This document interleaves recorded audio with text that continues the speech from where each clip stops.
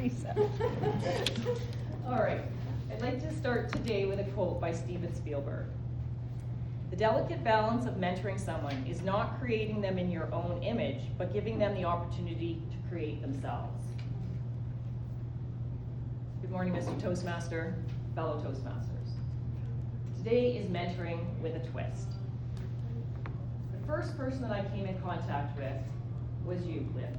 It was through email, and your emails were always warm and welcoming and friendly, even though I bailed twice because I was so afraid to come. But you continue to be warm and friendly and welcoming, and I've now taken that into my VP of membership. Thank you. Then Monique, you were the first person when I walked through the doors, we laid eyes on each other, and right away I knew that I knew you from before, and I was instantly put at ease. And then I had the privilege of becoming your mentee. I've learned about speeches and the roles, but most importantly, how to carry myself, and I look up to you. Next, Sylvia. You were my mentor outside of the club. When I started writing my second book, you helped me find people to write in my book. But not only that, you posted, or whenever I posted, you replied on those posts, and you kept telling me what I was doing was important and what I was doing needed to be heard. So even when it was hard some days in my research, I had you as a silent supporter. Thank you for that. Linda, you were have always been my biggest cheerleader here at Toastmasters. Whether I've been doing something outside of the club or here in Toastmasters, speaking in Vegas, speaking in Red Deer, my books, my book launch, and then here being Rookie of the Year and having my Triple Crown. You were always my supporter, my biggest cheerleader, and you let me know that it's okay to celebrate the wins. Thank you for that. Deb, you were my biggest mentor through evaluations.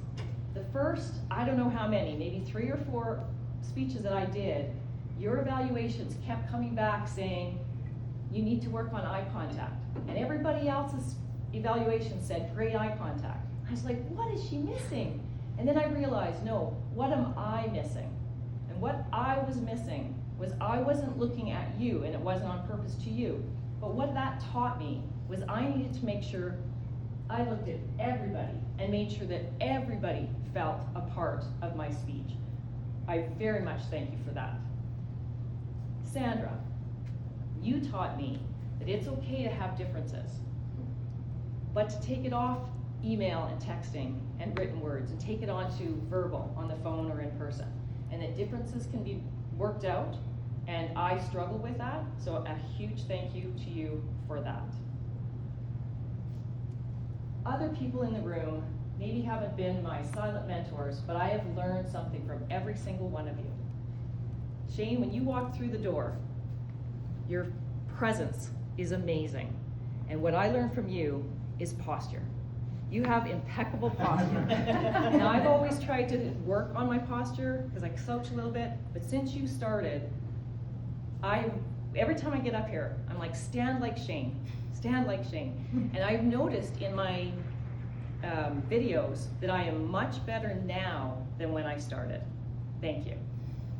Sonia, I watch you at every meeting, watching the meeting. You're a quiet observer, but you see everything. And you do things without being asked. You take initiative. You are going to be an amazing Toastmaster. Guy, what I learned from you is vulnerability. You're very vulnerable with your talks about mental health, and I look up to you for that. Michelle, also vulnerability. When you spoke at Table Topics at the restaurant and you had tears, we talked, I think you might have been a little bit embarrassed about it. Don't ever be embarrassed about vulnerability. And what I learned is outside of the club, I give a lot of talks that are very raw and vulnerable. And I've been on over 30 podcasts, but for whatever reason, I try and hold the tears back. But after I watched you, I'm not holding the tears back anymore. That was so powerful. Thank you for that. You are very, very funny, as we always say to you. And you don't take things nearly as serious as I do. And I looked up to you for that. And I try to strive. I am funny outside of the club, but for some reason it never lands here. I have my friends laughing and my clients laughing every day. Sometimes it just doesn't land here. Thank you for that, Annalena. And finally, Kayla and Seth, 17 years old, and you're here at Toastmasters, giving table topics, and soon I hoped that you'll be taking roles. When I was 17, and all the way into my 20s and early 30s, when I was giving a presentation for anything, like a group presentation, you'd find me in the bathroom. I did not want to be the presenter. And then I would come out just in the nick of time that they picked the presenter, and I didn't have to be it. So I can't wait to see what you two do in the next year. Mentors are everywhere. We are all silent mentors.